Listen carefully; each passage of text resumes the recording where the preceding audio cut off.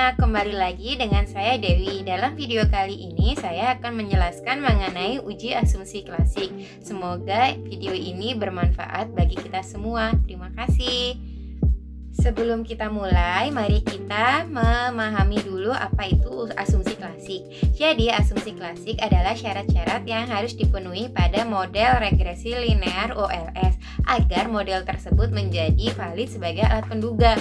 Nah, penelitian yang menggunakan regresi linear berganda sebagai alat analisis wajib untuk melakukan uji asumsi klasik. Kenapa? Karena hal ini dikarenakan regresi linear berganda itu merupakan jenis regresi linear OLS. Pertama adalah uji normalitas. Uji normalitas adalah uji statistik yang dilakukan untuk mengetahui bagaimana sebaran sebuah data. Uji ini dilakukan untuk melihat distribusi data dalam model penelitian.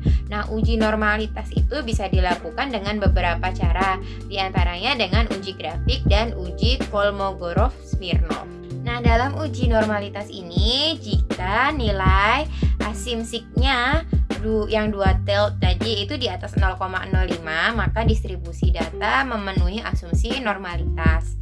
Nah, mari kita mulai terlebih dahulu tutorialnya. Yang jelas yang pertama adalah kita menyiapkan data terlebih dahulu. Nah, setelah kita menyiapkan data terlebih dahulu, mari kita buka aplikasi SPSS. Nah, di sini data yang telah saya siapkan adalah data linear berganda. Di sini ada isinya, ada kolom kompetensi, motivasi, dan kinerja. Dan semua jumlah dari data saya adalah 84. Setelah data sudah siap, maka saya kembali lagi ke aplikasi SPSS dan saya mengcopy atau mensalin data saya ke dalam tabel yang SPSS itu. Lalu akan muncul seperti ini, yaitu var 1, var 0001, var 002, dan var 003. Lalu seperti biasa untuk memudahkan, maka yang tadi var 001, 002, dan 003 itu saya ganti namanya sesuai dengan data saya yang sebelumnya. Tadi kan data saya kan ada yang X1, X2, dan Y, maka saya ganti. Kita cek semuanya, lalu desimal jangan lupa untuk diklik 0 semua atau diganti menjadi 0. Tidak lupa juga saya mengganti measure-nya menjadi scale semua. Lalu kita kembali lagi ke data yang sebelumnya. Nah, kita klik analyze, lalu kita klik regression dan kita pilih yang linear. Setelah kita pilih itu tadi kan akan muncul kotak dialog yang berjudul linear regression. Nah, kita lihat di kotak dependent itu kita pilih untuk yang Y dengan variabel Y maksud saya. Lalu yang kotak independent itu kita masukkan ke yang X1 dan X2, lalu kita klik plot, lalu kita pilih di kotak Y dengan RSA SID. Lalu yang kotak X itu kita isi ZPRED. Kita pilih di situ, lalu kita centang yang histogram, lalu yang normal probability juga kita centang dan kita klik continue. Setelah kita klik continue, kita akan kembali ke kotak dialog linear regression tadi, lalu kita klik OK. Setelah kita klik OK, otomatis data akan terbuat secara otomatis dengan sesuai dengan yang kita masukkan tadi. Kita lihat ada histogram juga, ini udah di scrolling. Lalu di sini juga ada yang grafik. Nah, uji normalitas dengan menggunakan grafik histogram dan grafik p-plot dapat menyesatkan peneliti apabila kita kurang hati-hati dalam menafsirkan output grafik yang dihasilkan. Nah, karena itu uji normalitas dengan menggunakan grafik itu perlu didukung dengan uji normalitas Kolmogorov-Smirnov untuk lebih meyakinkan lagi kebenaran uji grafik histogram dan grafik p-plot. Untuk melakukan uji Kolmogorov-Smirnov ini tadi, kita kembali lagi ke data yang tadi.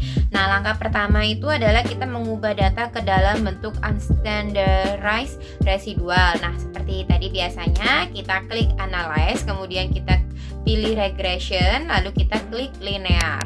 Setelah kita klik linear regression, otomatis nanti kan keluar lagi dialog yang linear regression nih muncul. Nah, selanjutnya itu kita masukkan variabel Y di kotak dependent seperti tadi, lalu variabel X-nya ke kotak yang independent. Nah, habis itu kita klik tombol save. Jika kita pencet atau klik tadi tombol save itu, nanti akan muncul di kotak dialog yang berjudul linear regression save. Di sini yang kita centang itu adalah yang unstandarized. Nah, kalau yang untuk kolom lainnya, mari kita abaikan saja. Pokoknya setelah unstandarized itu kita klik. Habis itu kita klik yang continue, lalu kita akan kembali ke kotak dialog yang sebelumnya dan kita akan pencet OK. Kita tinggal tunggu sebentar, otomatis data akan berubah dan membentuk tabel-tabelnya. Kita kembali lagi ke data sebelumnya, kita klik analyze. Nah, kali ini kita pilihnya non parametric test. Lalu kita klik yang legacy dialog. Nah, kita pilih di sini adalah sampel KS. Habis itu nanti kita akan muncul kotak dialog one sample Kolmogorov-Smirnov test. Di situ kita pindahkan yang unstandarized tadi. Kita pindahkan ke tes variable list. Lalu kita klik OK. Setelah kotak dialognya tertutup, maka otomatis akan membentuk tabel yang berjudul one sample Kolmogorov-Smirnov test seperti yang ditunjukkan di sini. Seperti yang udah dijelaskan tadi, kalau nilai asim sig-nya itu di atas 0,05, maka distribusi data itu memenuhi asumsi normalitas. Nah, kita bisa lihat di tabelnya yang one sample Kolmogorov-Smirnov ini, kalau asim sig-nya itu adalah 0,191. Nah, berarti kan dia memenuhi asumsi normalitasnya. Nah, yang kedua itu adalah uji heteroskastisitas. Nah, uji heteroskastisitas ini adalah uji yang dilakukan untuk melihat ketidaksamaan varian dari residual untuk semua pengamatan pada model regresi linear. Ini saya menggunakan data yang sama dengan uji asumsi klasik sebelumnya dan sudah saya copy paste ke dalam aplikasi SPSS-nya. Saya akan melakukan uji dengan uji Glatzer yang jika nilai sig-nya itu lebih besar daripada 0,05, maka tidak terjadi heteroskastisitas. Seperti biasa, langkah pertama yang kita lakukan adalah kita klik analyze, tombol analyze, lalu kita pilih regression dan kita klik yang linear. Otomatis akan keluar kotak dialog yang berjudul linear regression. Di situ ada juga kolom dependent dan independent seperti yang tadi. Kita masukkan yang dependent pada variabel Y di dependent dan variabel X di independent. Lalu kita klik save. Apabila kita klik save, maka akan keluar kotak dialog yang berjudul linear regression save. Nah, di sini kita klik lagi, kita centang yang unstandarized, lalu kita klik OK. Nah, akan kembali lagi ke kotak dialog linear regression yang sebelumnya dan kita klik OK.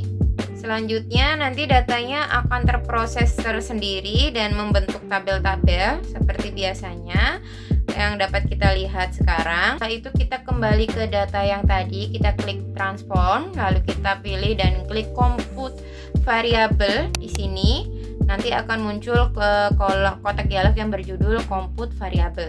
Nah, di kotak dialog compute variable ini kan ada yang judulnya target variable 2 nih. Kita ketik di situ RES2. Nah, di situ kita ketik RES2. Lalu kita di numeric expression-nya itu kita ketik ABS underscore RES. Nah, habis itu dalam kurung, buka kurung, RES underscore 1 tutup kurung, lalu kita klik OK. Dia akan memproses seperti biasa, membuat tabel-tabel yang hasil analisisnya tadi.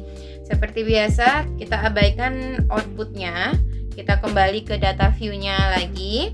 Ada variabel baru yang berjudul res2. Nah, di situ kita klik analyze, regression, lalu kita klik linear. Nah, ini kan udah muncul kotak dialog yang judulnya linear regression lagi nih.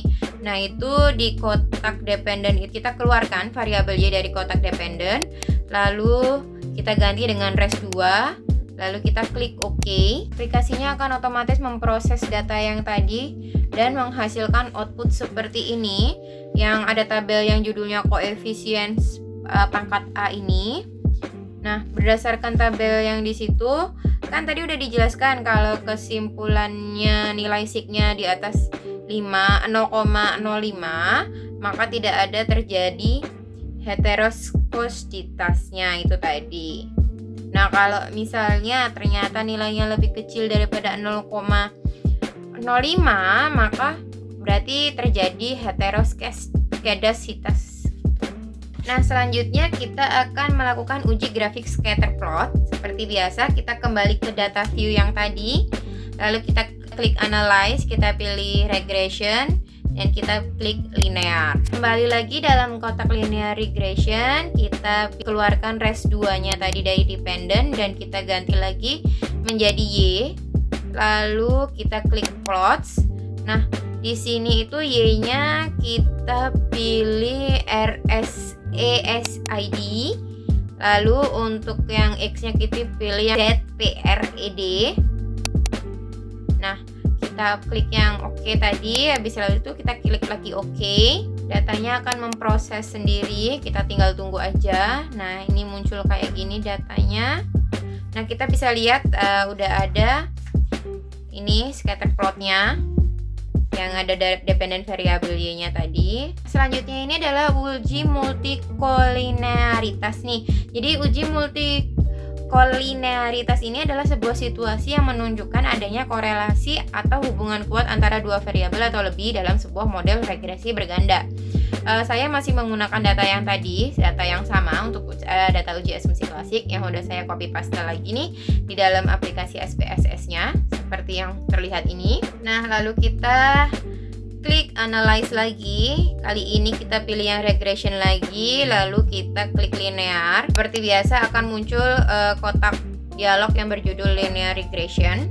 Kotak dependent sama independennya kan masih kosong nih, kita masukin lagi di kotak dependent variabel Y-nya, lalu yang kotak independen ini kita masukkan yang variabel X-nya.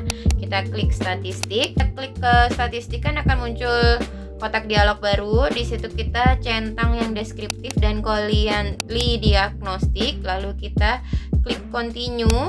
Kita kembali klik OK. Kita lihat datanya sudah terproses.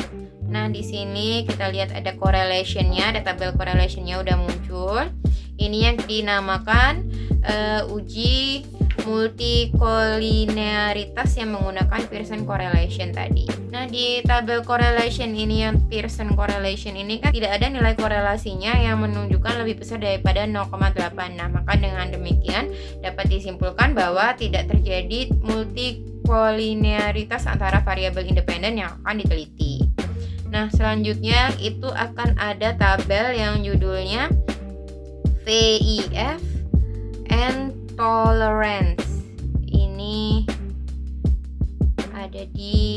ada bawahnya nih yang judulnya ada koefisien model X, modelnya X1 X2, ada Collier dari statistik tolerance VIF. Nah, pada di atas itu kan menunjukkan nilai VIF itu kurang dari 10.